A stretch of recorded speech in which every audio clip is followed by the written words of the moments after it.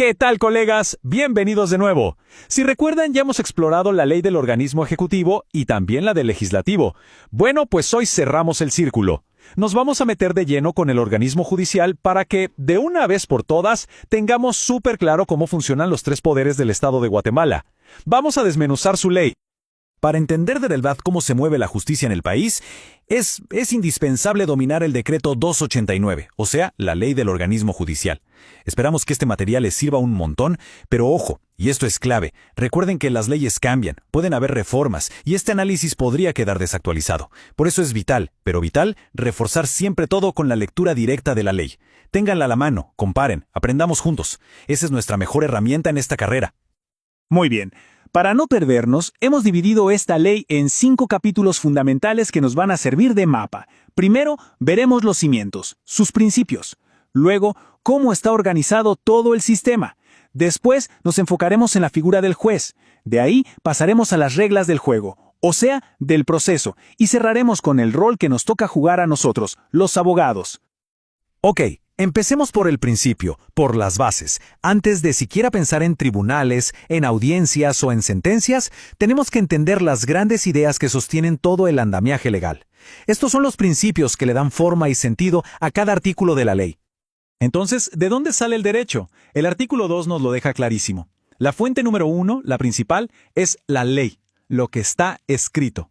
Pero claro, la vida es compleja, así que la jurisprudencia, que no son más que las sentencias de las altas cortes, llega para complementar, para interpretar esa ley. Y por último, la costumbre, que solo se asoma cuando de plano no hay ley que aplique el caso. Ahora, no todas las normas son iguales, y el artículo 9 nos pone orden en la casa. Imaginen una pirámide. En la punta, arriba de todo y de todos, está la Constitución. Nada, absolutamente nada, puede ir en su contra. Un escalón más abajo están las leyes comunes y corrientes, y en la base los reglamentos. Este orden es sagrado y los tribunales tienen la obligación de respetarlo siempre. Y con esto llegamos a una de las reglas de oro, una frase que hay que grabarse a fuego.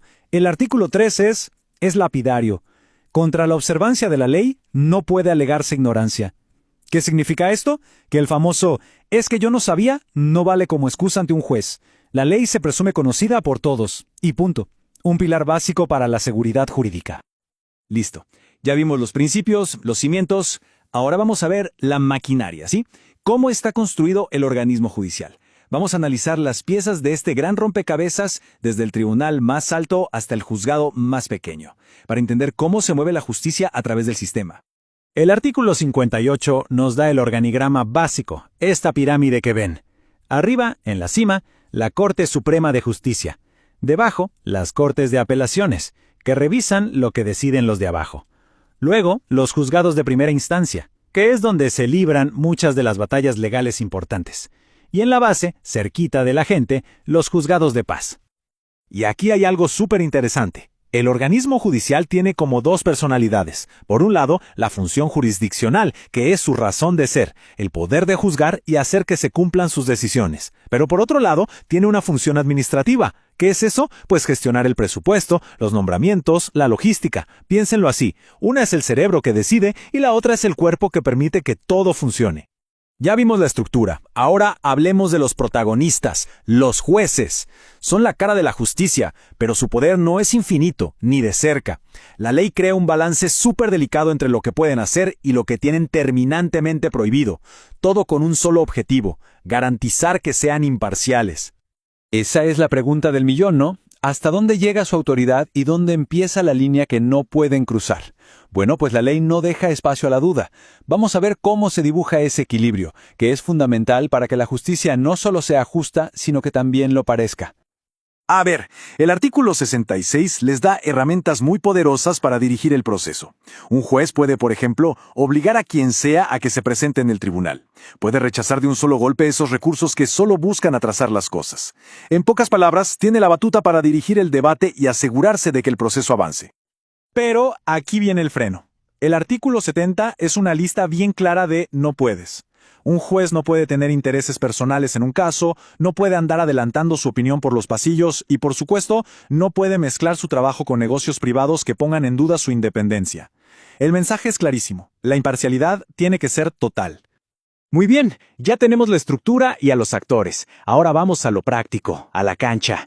Hablemos del idioma que hablan las cortes. Y no me refiero a las palabras, sino a la forma en que comunican sus decisiones por escrito. La ley establece 3 tipos de resoluciones, y saber distinguirlas es básico para entender dónde está parado un caso. El artículo 141 es como nuestro traductor. Miren la tabla. Los decretos son para mover el expediente, órdenes de trámite sencillas. Los autos ya son más serios, resuelven problemas que van surgiendo en el camino. Y la sentencia, bueno, la sentencia es la gran final, la decisión que le pone fin al conflicto. Saber diferenciar estos 3 es el ABC de la abogacía. Y llegamos al último capítulo, uno que nos habla directamente a nosotros. Porque la ley no solo organiza a los jueces, también define cuál es nuestro papel como abogados. Nos da derechos para poder defender con libertad, pero también nos pone deberes bien claros con los clientes, los tribunales y la sociedad entera. Fíjense en este balance perfecto. Por un lado, el artículo 198 nos da un escudo, libertad para hablar y defender y el derecho a ser tratados con respeto. Pero por el otro lado, el artículo 200 nos pone una gran responsabilidad encima, ser leales, actuar con honor y algo muy importante, tener el deber social de defender gratis a quienes no tienen recursos. Somos una pieza clave del sistema. Y con esto cerramos. Hemos visto los principios, la estructura, los actores. Esta ley es básicamente el plano de construcción del sistema de justicia. Pero un plano no es un edificio. La gran pregunta, la que va a definir nuestra carrera, es ¿cómo agarramos esta estructura, estas reglas, y las convertimos caso a caso en justicia de verdad, en justicia que le llegue a todo el mundo? Ahí se las dejo.